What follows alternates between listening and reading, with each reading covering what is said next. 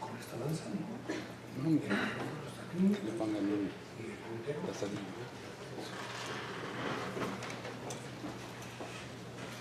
Buenas noches a todos.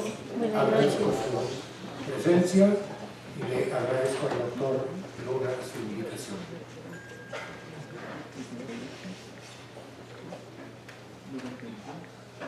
Antes de decir lo que tengo programado para decir, tengo que agradecerle a mi nieto y a mi yerno que hicieron un trabajo de urgencia para corregir algo técnico de lo cual yo no entiendo nada, que parecía que la proyección no iba a tener lugar. Por invitación expresa del doctor David Luna Pérez, actual presidente de la Sociedad Médica del Hospital Metropolitano, he preparado esta charla informal acerca de un tema que desde hace años me ha interesado.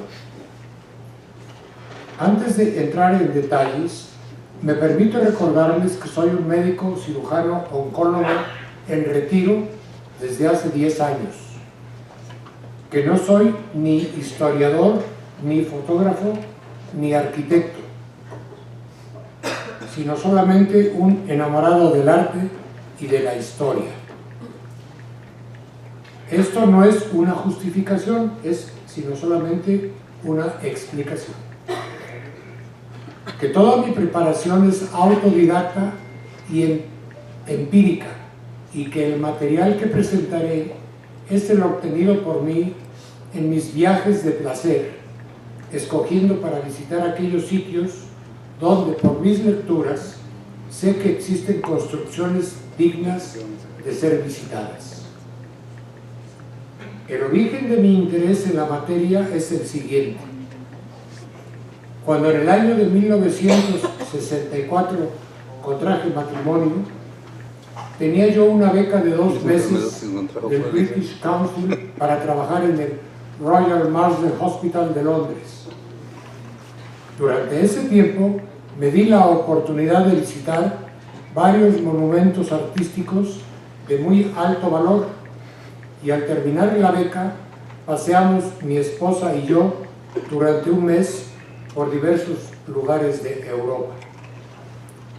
Recuerdo en particular que estando en París, contemplando la fabulosa Catedral de Notre Dame, la observaba extasiado y me repetía yo el pensamiento: ¡qué bonita, qué bonita, qué bonita! Pero al mismo tiempo me percaté de que además de disfrutar enormemente lo que veía, no sabía yo absolutamente nada del cuándo, cómo, por qué, quién lo hizo, etc. Con este acicate empecé a leer y a documentarme al respecto. Y en el curso de los siguientes 50 años, tuve el privilegio de contar con suficiente salud, tiempo y recursos para efectuar numerosos viajes a diferentes rincones del mundo. Esto explica las fechas de la portada: 1964-2014. Aquellos viajes que fueron a Europa fueron diseñados de tal manera que incluyeran visita a sitios con monumentos de alto valor histórico y artístico. Ello quiere decir que las fotos que compartiré con ustedes, además de ser de mi autoría, con contadas excepciones como los croquis arquitectónicos y los mapas, fueron tomadas en el momento que estuve en el lugar, con las condiciones climatológicas y de iluminación del momento, a veces excelentes y otras ocasiones paupérrimas. Además, en los interiores, en algunos sitios está prohibido tomar fotografías, en otros no se permite flash ni trípode y la iluminación suele ser escasa. Esto explica el porqué del número limitado de fotografías de interiores y de su limitada calidad. Pero a pesar de ello, muestro algunas por creer que a pesar de ello son muy útiles para entender esos espacios interiores. También remarco que con excepción de los últimos 10 años de esta colección, ya tomada con cámara digital, las fotografías se tomaban con cámaras tradicionales, con película de celuloide, cara y estorbosa de acarrear. No existían ni teléfonos celulares ni cámaras digitales como las actuales, con las cuales se pueden tomar cientos o miles de fotografías y descartar las inadecuadas sin costo alguno. Cargaba yo una maleta que pesaba algunos kilos, un ren angular, un telefoto de 30 centímetros de largo, etc. En resumen, en la actualidad, todo el mundo puede, con un teléfono celular, tomar todas las fotos que desee sin problema alguno, o bien entrar a Google y tener acceso a miles y miles de fotografías de primerísima calidad tomadas por profesionales en condiciones óptimas y a veces desde sitios que no están al alcance del turista común y corriente. En conclusión, hago hincapié que si algún mérito tiene el trabajo que les comparto, es que es el producto de mi esfuerzo personal a lo largo de medio siglo.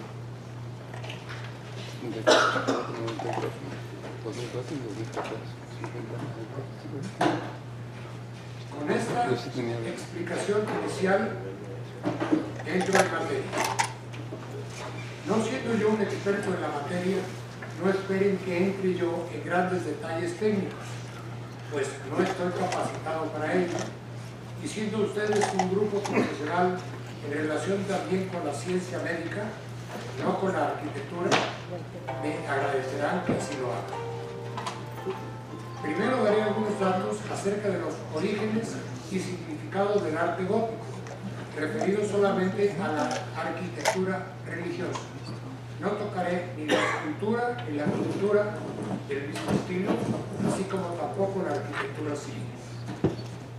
Por ser un estilo originado en el norte de Francia, especialmente en la región conocida como Île-de-France, dedicaré más tiempo a estructuras de dicho país y solamente presentaré limitado material de otros países, especialmente España, pues de otro modo tendríamos que dedicar un tiempo con el cual no contamos. Creo, sinceramente, que una charla de más de unos 60 minutos, así sea muy buena a secas, mediocre o francamente mala, es cansada y se pierde la atención y el gusto. En otras palabras, no es didáctica. Por lo tanto, en el momento que se cumpla esta meta, se da por terminada la plática. ¡Bravo! Ya podemos ir a cenar. Lo voy a usar eso para mis presentaciones. ¿Está bien? Muy bien. ¿Y después de cenar puede seguir? Que afortunadamente el esfuerzo de mi nieto y de mi yerno parece que finalmente van a estar las proyecciones tal y como las planeé. Pero hace unos minutos parecía que no.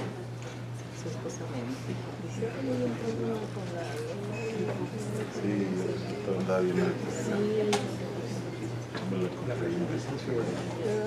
Bueno. Estaré diciendo, el arte gótico es una expresión que, grosso modo, va desde mediados del siglo XII hasta principios del siglo XVI. No se le puede dar una fecha precisa de inicio y terminación, como se da la edad de una persona. Tiene una característica que apareció en la parte final de la Edad Media y se le consideró durante mucho tiempo como una forma bárbara de arte. De ahí el arte gótico, de godo. Godo era sinónimo de salvaje, de bárbaro. Y no tuvo aceptación buena sino hasta mediados del siglo XVIII y actualmente se le considera una expresión artística extraordinariamente fina y buena que ustedes podrán ver. Les doy una pequeña información histórica contemporánea para que puedan establecerse bien la época. Poco antes de que inicie la época del arte gótico, recordemos que aparece la orden monástica cluniacense, que aparece después la cisterciense con San Bernardo de Claraval, que ya se ha instalado la dinastía de los Capetos en Francia, que no tenemos todavía imprenta, lo cual obliga a que las fachadas, los retablos y los interiores y las puertas, todo sea una expresión de historia para el pueblo, porque no hay libros del modo de cultivarse. ¿Cómo vamos? Es un complot. Es un complot. Un complot. Si no, volvemos a la antigua forma. Entonces, ese es el ambiente religioso y político. También un poco más tarde aparece San Francisco de Asís y Santo Domingo de Guzmán, para que ustedes tengan una imagen del ambiente religioso de la época y cómo el hombre trata de elevarse al cielo construyendo edificios cada vez más altos en un esfuerzo por estar cerca de Dios. Sí. También les recuerdo que el arte que precedió al gótico, el románico, era un arte de muros extremadamente gruesos, con vanos muy pequeños y eran, por lo tanto, lugares muy oscuros. Con el arte gótico se descubre que con la bóveda de nervadura y con las costillas que de ella emanan, se puede dirigir el peso de la bóveda no a todo el muro, sino a pilares específicamente planeados, para que el esfuerzo de la bóveda, que empuja hacia abajo y hacia afuera, sea contrarrestado por los contrafuertes y los arbotantes o arcos botareles, así como los pináculos que coronan la... ¿Regresamos al original? Sí. Bueno, entonces esperemos que ya no haya más problemas.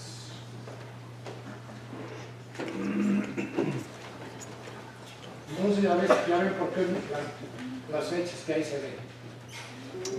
Empezamos con Francia, lugar donde el arte gótico se inició. Esto para que a ustedes les quede muy claro.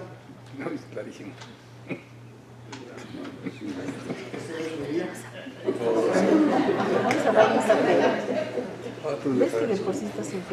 Aquí tienen un mapa de Francia. Este rectángulo blanco que está aquí grande es más o menos la zona conocida como Île-de-France, donde se inicia. Se inicia con Saint-Denis, que es la primera, y la mayor parte de las que están aquí se las voy a mostrar, así como Albi, que está francamente al sur. No. Saint-Denis, esta es un barrio que está al norte de París. Aquí está una vista de la planta de la iglesia y del... Desgraciadamente las fotos no están como yo las preparé. Lo siento mucho, tengo vistas del conjunto de la iglesia, pero... Disculpen, pero... mi preparación tecnológica moderna es cero. Soy analfabeto de la computación.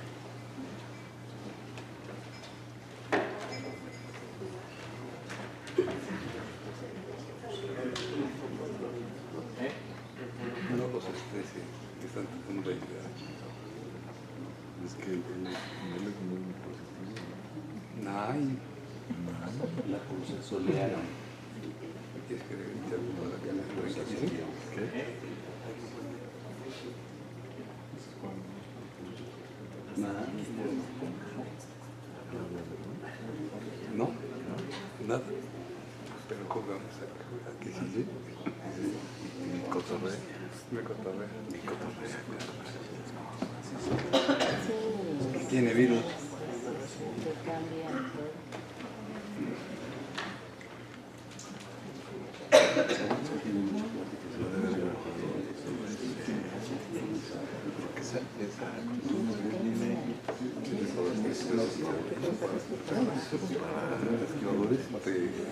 de marca.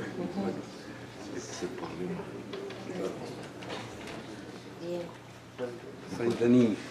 Ahí está. Ahí está, Ahí está. Esta iglesia tiene un historial muy interesante. El obispo Saint-Denis fue uno de los primeros mártires del cristianismo. En el año 250 fue decapitado y la historia nos narra, fue decapitado en Montmartre. Una vez que fue decapitado, se agachó, recogió su cabeza y caminó hasta este lugar, en señal de que quería que ahí se construyera Su iglesia. en su memoria Es por el decapitado de Notre Dame. una iglesia.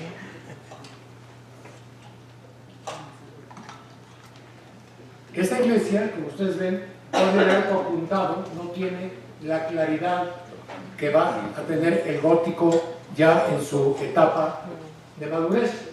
La mayor parte de los tímpanos, que son estas superficies, van a narrar, como por ejemplo aquí, el juicio final. Ahí tienen a Dios en majestad y van a ver detalles de los que van al cielo y los que van al infierno.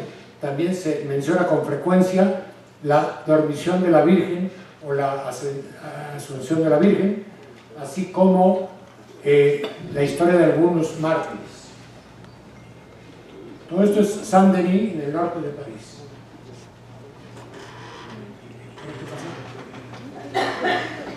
Dele otro ya. Yo la traía dentro. Un paso. Ya nomás es un paso ya. Tener nietos tiene sus ventajas. Estos cortes muestran claramente la estructura del edificio y cómo a través de estas costillas se va a transmitir el peso de la bóveda. No creas que Vean, es San Pedro, qué cosa más bella. Higos. Y esto además es Panteón Real de la Casa de Francia. Nada más que ha tenido, como otras iglesias, entre incendios, guerras y barbarie y anticlericalismo, muchas destrucciones. Y se ha perdido mucho del material. Aquí tienen a Luis XII con su esposa. Las fotos de las vidrieras, a veces son no todas las claras que me hubiera gustado, por las condiciones que ya les terminé. Pero todo esto que les quede muy claro, todos son personajes bíblicos y es una lección de historia sagrada. Saberla de memoria me es imposible, además sería interminable. Pasamos a otra catedral que es contemporánea, que está en este paraje precioso, y ven, es totalmente diferente de la anterior. Es contemporánea, que empieza a mediados del siglo XII, pero aquí ya hay manifestaciones del gótico rayonado, que es más trabajado que el gótico inicial. Son vistas, como ya expliqué, tomadas en las condiciones del momento. Hago hincapié en la bóveda. Esta es una bóveda sextapartita. Las otras son cuadripartitas que distribuyen muy bien el peso. Y también esto muestra claramente la estructura de muchas de ellas. La nave lateral, el triforio y el clerestorio arriba es el que permite la iluminación de la nave principal. Muestras de los diferentes vidrieras que hay. Y llegamos a Notre Dame de París, la obra maestra de la arquitectura gótica. Desde la Place du Parvis vemos la vista del conjunto. Aquí van a ver fotografías que tomé en 1964 algunas y muchos años después otras, y van a ver la diferencia entre las personas que se bañan y las que no se bañan. Esta es del 64. No podemos decir nada. Esta es de 30 años después. Aquí podemos ver el portal principal, que es el portal del juicio final. Y vamos a ver el de la Virgen y de Santana, señora Santana. Allá tiene la señora Santana cargando al niño. Estas se llaman archivoltas, y el derrame es el parteluz que adorna el centro de las puertas. Cada una de estas esculturas es un personaje, solamente voy a mencionar a uno que otro, porque ni me la sé, ni valdría la pena. Esta es una serie de reyes de las casas reinantes de Francia y el rosetón principal. Vean, la foto anterior estaba sucia, vean esta imagen tan bella, con San Juan y la Virgen arrodillados a los lados de Cristo. Y aquí tenemos a los del infierno y a los del cielo, unos sucios y jorobados y otros limpios y derechos. La señora Santana,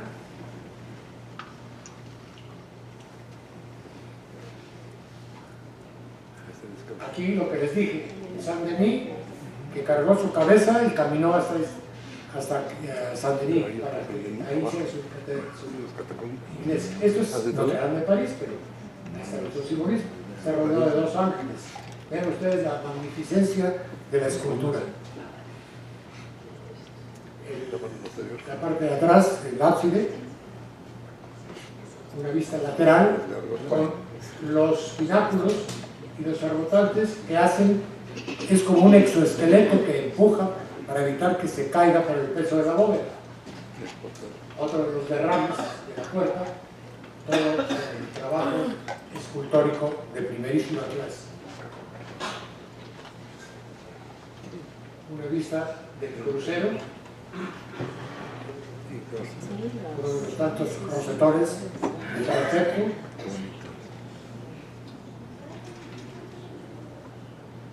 Estas mis dos niñitas con su mamá. No les digo la edad que tienen ahora, pero ya no se parecen. Vamos a Chartres. Chartres, al mismo tiempo como en otros lugares, fue un sitio de devoción religiosa precristiana. Había lugares que si había una cueva o había un manantial o había algo, cada grupo humano creó su propio concepto religioso. Y luego hubo ahí un sitio de adoración galo-romana. Ahí se estableció Chartres. Esta iglesia tan hermosa ha tenido todo tipo de destrucciones, ha sufrido varios incendios, algunos a propósito, ha sufrido en las guerras, ha sufrido en las revoluciones. Una virgen que había de madera fue ceremoniosamente quemada durante la Revolución Francesa, por ejemplo. Cuando nos pasó aquí a nosotros con la guerra de Reforma. Y después, una cosa es separar iglesia de Estado y otra cosa es destruir el arte y los barrocos. Este es un famosísimo rosetón de Chartres. Y van a notar que las dos torres son absolutamente distintas. La explicación es muy clara. Esta es de 1300 y pico y esta es de 1500, porque un rayo la destruyó y se rehizo muchos años después con un estilo totalmente distinto. Esta es la famosísima catedral de Chartres, uno de los santos portales.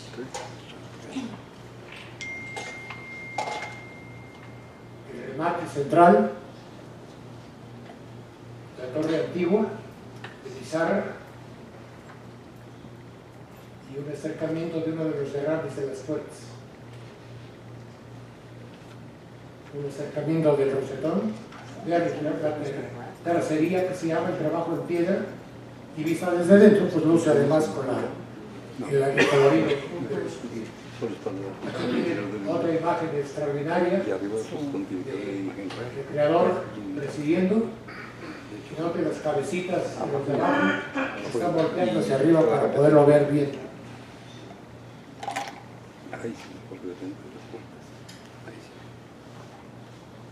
Una vez lavada, ¿qué diferencia? Aquí pueden ver, este es Melquisedec y este es Abraham con su hijo Isaac, cuando lo iba a sacrificar según las órdenes que recibió, y están volteando hacia arriba para ver al Señor que le está cambiando la orden. Este es Samuel, y el otro no me acuerdo quién es. Una vista lateral, aquí lucen los arcos botareles, que son las como trancas externas que evitan que se colapse la estructura. La torre nueva, entre comillas, un aspecto lateral. Subí a la torre, esa es la techumbre, la nave y el crucero, un aspecto para que vean el doble nivel de los botantes o botareles que apuntaban la estructura. El pueblo de Chartres visto desde arriba, un corte de la iglesia. En el interior, en el coro, aquí vean por ejemplo la adoración de los Reyes Magos, nada más que están vestidos a la usanza barroca, y el bautizo de Cristo por parte de San Juan Bautista. Detalles de algunas de las vidrieras extraordinarias. Este es particularmente interesante porque aquí voy a hacer una pequeña explicación. Yo creo que es un ejemplo único de historia. San Fernando, Fernando III de España y San Luis IX de Francia eran primos hermanos, hijos de Berenguela y de Blanca de Castilla, los dos reyes y los dos santos. Yo no creo que haya muchos ejemplos en la vida que dos primos hermanos sean reyes y santos. Bueno, con esa relación de la casa de Francia con los de España, noten cómo alternan aquí las flores de lis con el escudo de Castilla y León, por la señal de que Blanca de Castilla es la madre de San Luis. Sin entrar en detalles, pero todo es historia sagrada. La catedral de San Luis está muy cerca también de la zona, y aquí tienen el aspecto de San Luis.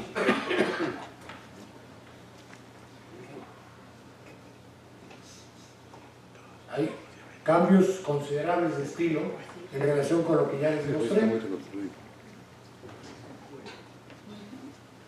Hasta ayer nos tocó ver pasar por aquí. La esbeltez de esta torre es extraordinaria. Vistas desde ángulos diferentes, una calleja angostita con la iglesia pegada ahí. Vean la altura de la nave lateral. Y un detalle de la bóveda de la misma. Es otra bóveda sexta partida. Ese es el coro, la parte lateral principal, y hasta arriba el cimborrio. Si pudiéramos saber cada una, cada cosa tiene un significado profundo. Aquí tienes a Santiago Matamoros en su caballo blanco.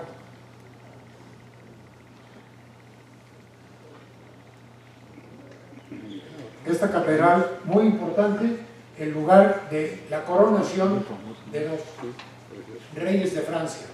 Aquí Clodoveo, rey merovingio, fue el primer rey coronado cuando se instauró el cristianismo en lo que era la Galia en aquella época. Aquí hay reyes, obispos, reinas, de todo. Ya más lavadita, vean la diferencia con la primera fotografía. Estos gabletes son preciosos.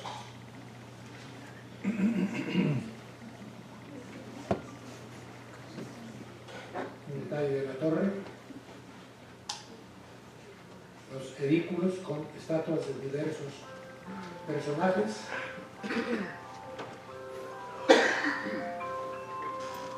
La vista lateral, el transepto, la nave.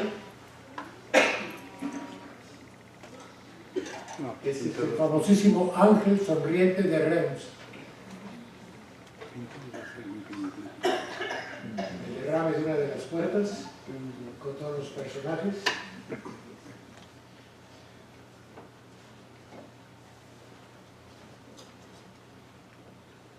¿Se imaginan que cada cosa de estas es algo de historia sagrada? ¿Cuándo acabaríamos de Para empezar, ¿cómo se lo aprendería uno? Primer problema.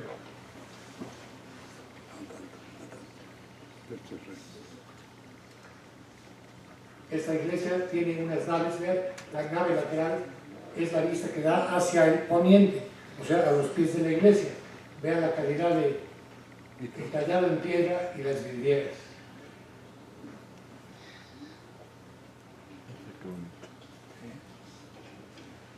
Pero eso que no vas. Tienes que viajar. El coro. Aprovechar para Laon está al norte de París. En alguna época Merovingia fue capital de la Francia de la época. Y aquí el clima no me ayudó para nada. Pero les voy a enseñar algo extraordinariamente interesante. Se dice que un grupo de grandote de toros, de bueyes, no sé cuál de los dos, acarreaban las piedras para la construcción. Y vean el lugar que le dieron a los toros. Vean los cuernitos. Los decidieron plasmarlos en piedra en recuerdo al trabajo que hicieron para el acarreo de las piedras. el significado de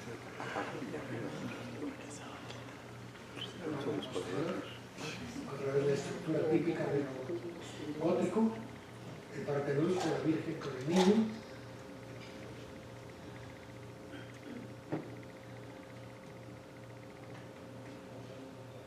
La coronación de la Virgen, la planta de la iglesia. Aquí se ve la altura de la nave central de la ONU.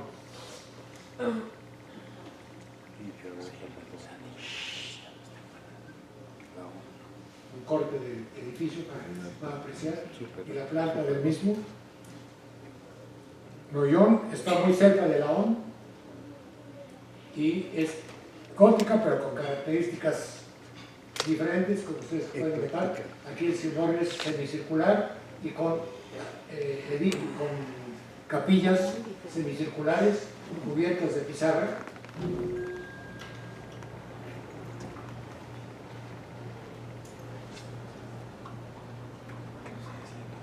Claramente la estructura de la construcción, los contrafuertes,